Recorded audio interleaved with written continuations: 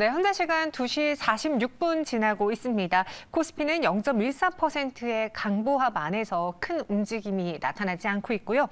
코스닥은 외국인 기관의 동반 매수 속에 880선 여전히 유지하고 있습니다. 오늘 시장의 특징주들은 김민수 대표, 이상엽 이사와 함께 정리해 볼게요. 안녕하세요. 네, 안녕하십니까. 오늘 시장 안에서 2차 전지랑 자동차의 분위기가 확연하게 달라요. 저희가 오늘 실시간 특징주 시간에 이 종목을 안 넣으려고 했는데 현구간 매도 물량 계속 출회되고 있는 기아, 자동차 이야기를 좀 먼저 접근해보고 그러고 본격적으로 시작을 해보겠습니다. 지금 기아 보시면요. 장중 저점인 5% 넘게 하락하고 있고요. 3거래일 만에 내림세. 오늘 좀 장대음봉이 그려져서 추세 이탈로 보시는 분들도 좀 계신 것 같아요. 만약에 종가가 이보다 더 밀린다면은 그렇게도 볼 수 있을 것 같고 여러분들이 아시다시피 뉴욕시에서 현대차랑 기아가 절도하기 너무 쉽다. 그래서 최근에 그 뉴욕 내에서도 미국에서도 이 기아랑 현대차 절도하는 그런 약간 챌린지라고 말하긴 그런데 그런 10대들 사이에서 이런 것들이 많이 벌어지고 있대요. 그래서 고소를 한다라는 소식이 오늘 기아가 좀 많이 밀리는 것 같은데 그냥 단순 뉴스 차원의 때리기일지 아니면 우리가 조심해야 되는 건지 김민수 대표님 이거 어떻게 해야 될까요? 어이가 없습니다. 네. 네. 그렇게 되면은 미국에 있는 핫도그 집은 다 문 닫아야겠네요. 배탈 나기 쉬운 핫도그 팔았기 때문에 길거리에서 팔았기 때문에 다 싹 없어져야 되나요? 네, 말도 안 되는 하여튼 눈이 굉장히 커지셨습니다. 네, 뭐 이런 뉴스 가지고 밀리는 거 보니까 약간 좀 피로감은 있었다고 보여지고 있는데 좀 오버하지 않았나라는 생각이 들고 있고요. 어떻게 절도하기 쉬운 차량이라니 이게 말이 좀 뭔가 어가 다르고 아가 다른 느낌이긴 하지만 그로 인해서 특히 나오는 게 뭐 거의 비슷한 쪽에 대해서 뭐 폭스바겐이나 뭐 스텔란티스 같은 경우도 뭐 시정 조치에 들어갔다라고 하긴 하는데 아마 이런 부분들이 주가에 작용하는 거는 아무래도 최근에 나왔던 전기차 쪽의 동향들이 조금 예상보다 성과가 좀 덜 나왔기 때문에 그런 뉴스와 한꺼번에 다 맞물리면서 나오는 변화가 아닌가 생각이 들고 있고요. 그런 쪽에서 일단 이 외에 다른 뉴스가 뭐가 더 연결돼서 나오지 않나라는 생각이 드는데 혹시나 업데이트 되게 되면 다시 주가에 대해서는 확인을 해야 될 것 같지만 그로 인해서 같이 하락하는 전장 부품주 같은 경우는 오히려 좀 기회가 아닐까라는 쪽에서 추가적으로 동향은 지켜보시되 솔직히 어이가 없다. 한마디로 저는 그런 생각입니다. 네. 단기로 좀 끝나지 않겠느냐. 오늘 현대차보다 기아의 하락폭이 더 큰 거 말씀해 주신 것처럼 국토교통부에서도 기아에 대한 시정 조치를 또 한 것이 시정 조치를 해라라고 말한 것이 좀 더 큰 영향을 미치는 게 아닌가 싶은데 일단 뉴욕시 고소 이야기는 그냥 단순 뉴스 때리기인 것 같다. 이걸 빌미로 우리가 여기서 하차할 필요는 아직은 없어 보인다라고 이야기해 주셨고 오히려 자동차 부품주들의 경우에는 매수 기회가 될 수도 있다라고 했잖아요. 이상임 이사님도 동의하십니까? 네, 동의하는데 네. 한 가지 좀 수급적으로는 외국인은 좀 수급이 좋은 상황이었는데 기관은 굉장히 적극적인 플레이를 하는 기관들은 이제 현대차나 기아를 최근에 좀 꾸준히 좀 매도를 하고 있어서 앞으로 좀 계속해서 관심을 갖자는 측면에서 하나 말씀드리면은 기관이 꾸준히 매도를 해 왔다 보니 또 이제 조정 중에 또 이제 본인들이 팔고 있는 상황에서 또 안 좋은 뉴스가 나왔잖아요. 그러면 공매도가 좀 늘어나는지도 좀 체크해 보는 것도 중요할 것 같습니다. 두 분에게는 이 부품주와 그리고 완성차 업체가 오늘 이슈로 팔 만한 거리는 아니다. 하지만 이로 인해 후속 조치에서 또 하나의 악재가 나오거나 공매도 잔고가 좀 많이 쌓이게 된다면은 단기적으로 또 투심 영향을 받을 수 있으니 동향은 체크해보자라고 정리해 주셨습니다. 혹시 또 추가적인 급락이 나온다면 저희가 마감 시간에 다시 한번 다뤄드릴게요. 너무 걱정하지 마시고요. 첫 번째 오늘의 실시간 특징주 지금 만나보겠습니다. 주력 사업 교체 선언한 LG화학, 승승장구할 수 있을까요? 전지 소재 매출을 6배나 성장시켜서 연 30조 원으로 키우겠다고 하는데 이 주력 사업이 아직까지는 또 석유화학이고 이 부분에서 매출 비중이 크잖아요. 네. 전지 소재로 탈바꿈하는데 뭐 한 7년가량을 예상하고 있던데 그렇게 탈바꿈하면서 이 LG화학의 값어치는 조금 더 뛸 수 있을까요? 지금도 쌉니다. 지금도 싸다. 네. 그런 쪽에서 지금 저희가 얘기하는 포스코홀딩스 LG화학 같은 경우 앞으로 회사 자체가 그룹 차원에서 변하기 시작하는 어떤 빅픽처가 그려지는데 그게 시장이 전혀 반영이 안 됐다라고 하게 되면 계속 관심을 갖고 봐야 될 대표적인 회사라고 봐야 될 것 같은데 그런 쪽에서 글로벌 톱 종합 전지 소재 회사 네, 톱은 TOP입니다. 톱 아닙니다. 네. 네, 그런 쪽에서 전지 소재 매출이 2022년 4조 7천억, 작년에 그랬는데 2030년 가게 되면 30조까지 얘기를 하는데 부회장님이 직접 설명을 하시더라고요.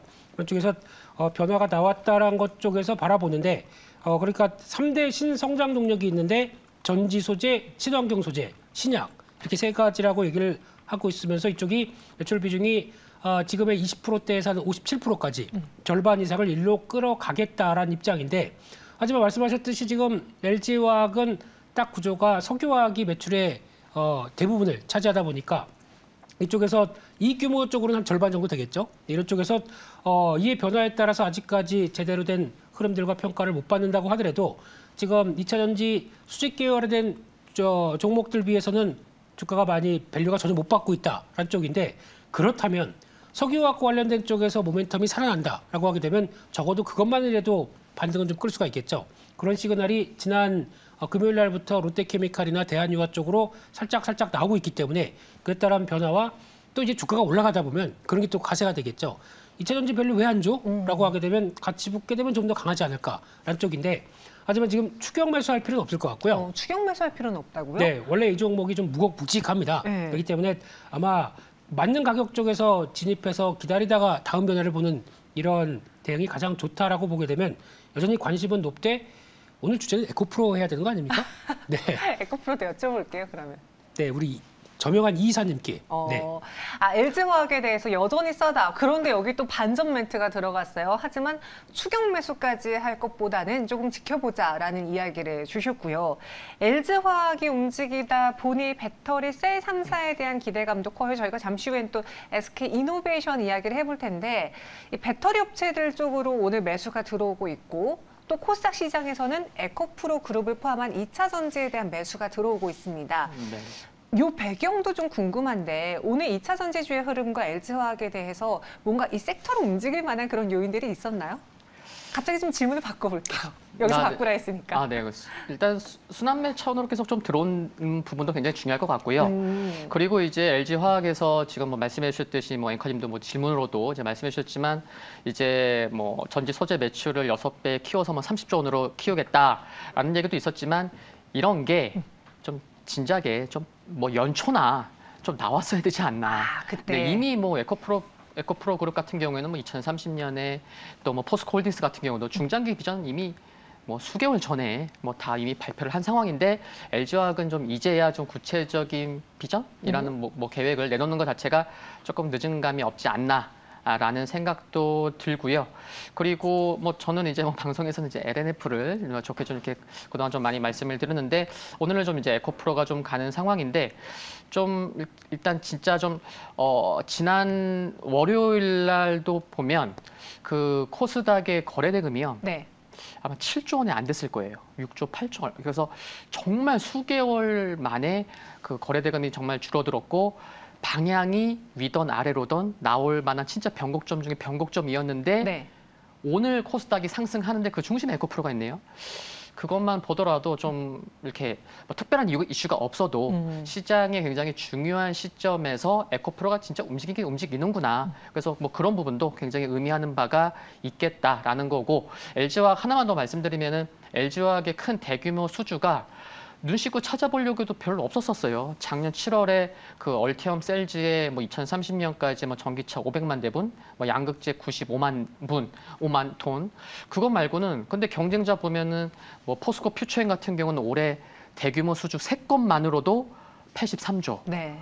그러니까 뭐 최대 주주가 뭐 LG 엔솔의 최대 주주고 뭐 이렇게 뭐 저평가된 부분이 이제 고르게 있긴 하지만 좀 이렇게 하나씩 뜯어 보면 좀 아쉬운 부분들이 아직까지도 여전히 많다. 네, 그런 것도 확인해 볼 수 있는 것 같습니다. 사실 오늘 저는 LG화학을 공부하면서 이 양극재 소재에서의 우리 힘을 기르겠다. 그러니까 그동안에 LG엔솔의 휴강 효과를 봤다면 그냥 우리 자체적으로 이 소재 능력을 키우겠다라는 걸 보고 장기적으로 하나의 기대주, 성장주가 될 수 있지 않을까? LG화학을 투자해볼까라는 생각이 살짝 들었었거든요. 근데 지금 이야기를 들어보니 이쪽에서 양극재 시장의 그 기술력을 키운다 하더라도 에코프로비엠이라던가 기존에 국내 잘하고 있는 포스코 퓨처엠보다 더 매력적이진 않은 건가요? 아니죠. 아니에요? 그거 네. 아니에요? 그러니까 말씀드렸듯이 LG화학이 못 가는 이유는 두 가지입니다. 아까 말씀드렸듯이 석유화학 쪽, 그리고 또 LG에너지솔루션 지분이 이만큼 있다 보니까 더블 카운팅 아니야? 네네. 라고 하는 애써 그런 오명이 있다 보니까 또 LG화학 하게 되면 기분이 안 좋아요.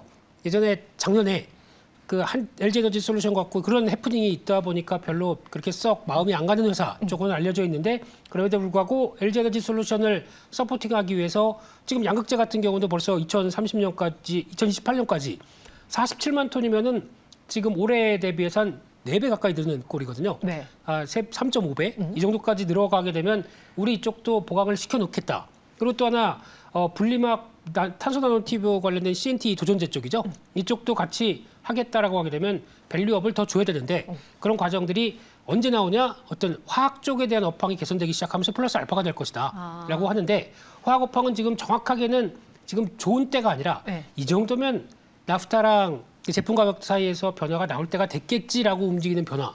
오늘 해운주도 움직이는 게 그런 거지 않습니까? 맞아요. 그런 어떤 기대감에 움직이는 측면들이 높기 때문에 아직 이게 진짜인지 아닌지를 확인을 하다 보면은 조금 기다리면서 대응하는 게 좋겠다라고 봐야 될 것 같고요. 오늘은 그냥 딱 그겁니다. 비철 금속 가격들이 하락하다가 이제 반전합니다.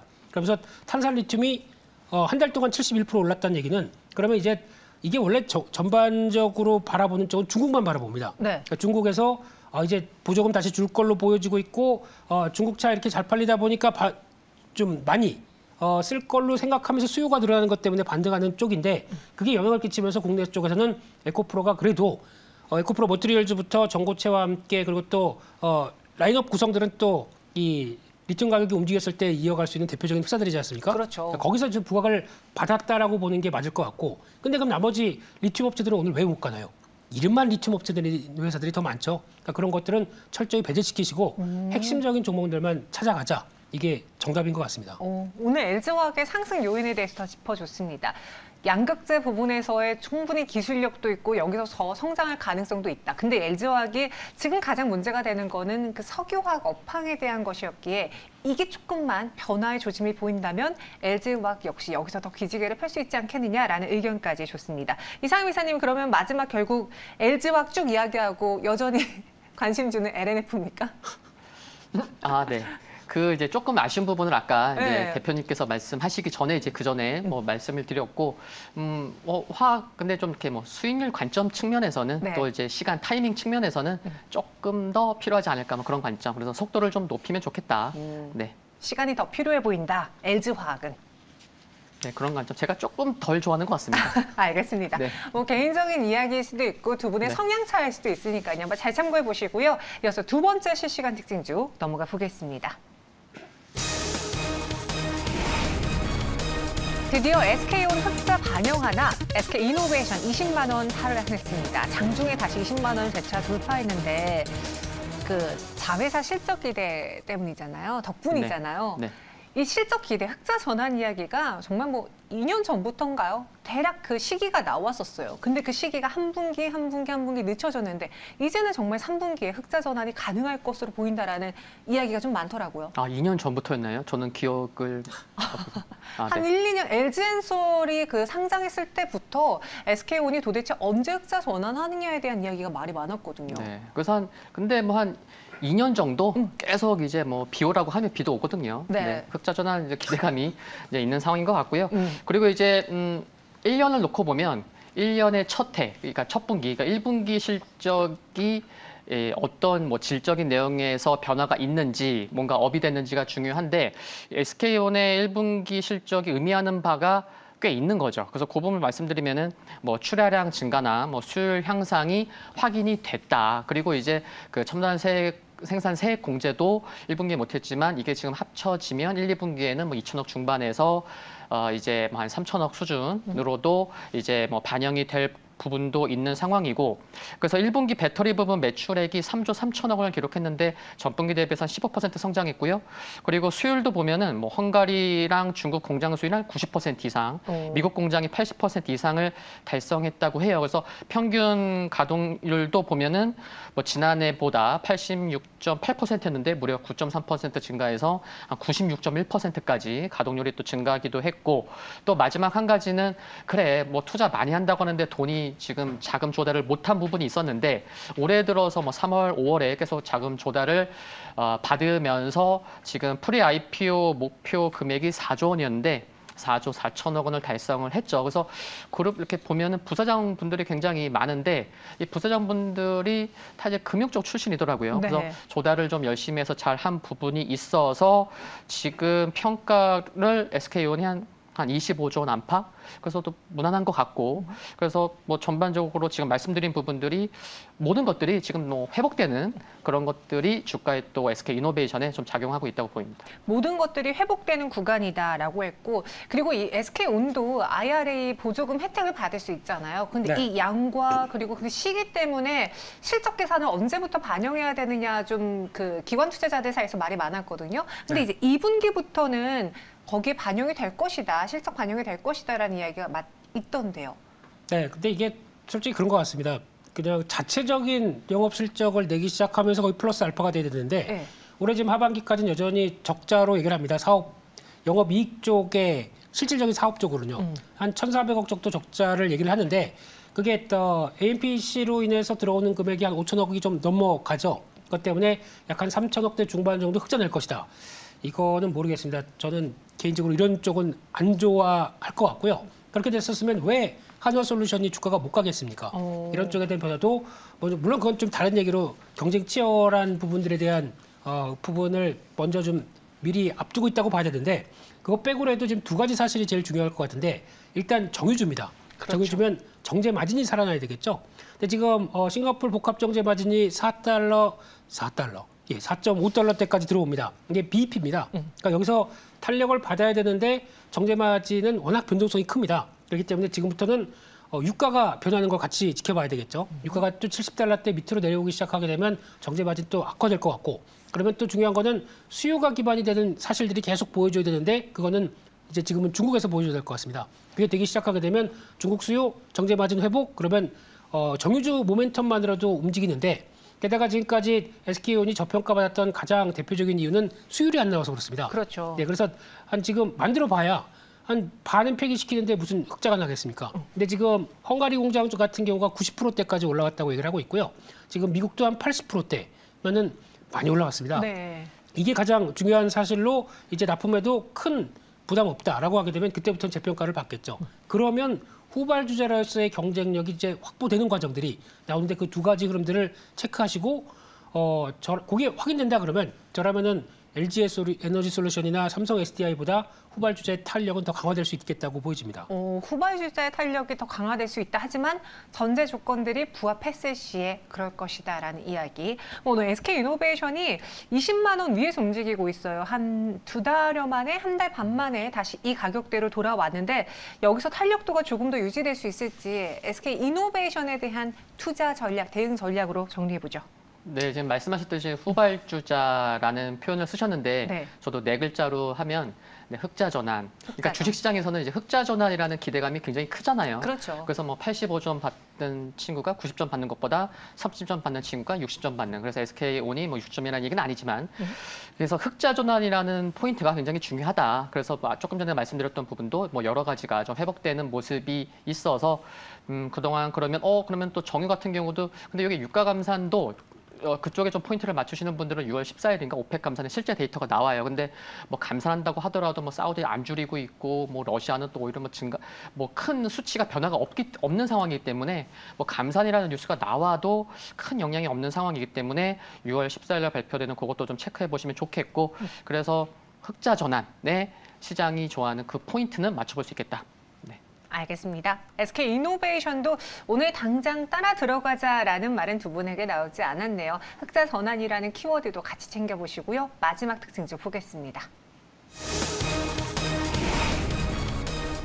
경민이가 움직인다면 해운주도 기회 올까요? 이 경기 민감주들이 지난 거래에 대해 또 크게 움직였고 오늘은 해운주가 상승하고 있습니다. 1분기 실적이 너무 좋지 않아서 힘들었던 대표적인 뭐 페노션이라던가 HMM이었는데 지난번에 저희가 해운주, 조선주 했잖아요. 네. 그래서 조선주 왜 안 샀냐 이야기하셨잖아요. 해운주에게도 기회가 올까요? 조선주를 안 샀다니 이게 무슨... 그러니까 왜 안 샀냐고 그때 저한테 핀잔 주셨잖아요. 예. 내 좋다고 이야기했는데 왜 안 샀니? 예. 뭐 사는 기억이 제가 별로 없어서 예. 일단 지금 요즘 2,600선 들어오다 보니까 시장이 경기 민감주 쪽으로도 확산됩니다. 근데 뭐 오늘 해운주 움직인 건 그런가 보다 싶고 좀 더 빅픽처를 그리게 되면 안 올라간 경기 민감주가 있죠. 첫 번째가 철강이 있습니다. 근데 철강은 개인적으로는 동국제강이 약간 좀 제 역할을 못해서 그러지 않나라는 생각이 들고 있는데 두 번째는 건설주가 있습니다. 이 두 개는 안 올라갔습니다. 이상입니다. 라고 하면 안 되겠고요. 네네. 이쪽 철강 쪽은 중국의 상하이 철강 선물만 반등하기 시작한다 그러면 또 후속 매수에 들어올 것 같습니다. 건설 쪽은 제 개인적으로는 두산에너빌리티를 잘 보셔야 될 것 같습니다. 이게 지금 움직이면서 원전 쪽 변화 그리고 또 이제 조금 있으면 6월 말쯤 들어가게 되면 영국에서 우크라이나 재건 관련된 얘기 나오기 시작하겠죠. 네. 그러면 저희가 자꾸 건설 기계를 보는데 중요한 거는 해외 건설 쪽에 가면서 가치 변화가 나오겠죠. 그럴 가능성을 생각하게 되면 이런 것도 하나의 모멘텀이 아닐까 싶어서 그럴 부분을 생각하면서 안 간 거 노려보는 게 더 좋겠죠. 해운주보다요? 네. 해운주는 지금 SC와 FI 아직 변화 없습니다. 게다가 BDI는 1000포인트가 깨졌습니다. 그런데 일단 개선 가능성 때문에 오늘 리포트 나온 거 보게 되면 하반기에 다시 강화될 것이다라는 분위기 때문에 움직였는데 맞아요. 네. 그럴 것이다.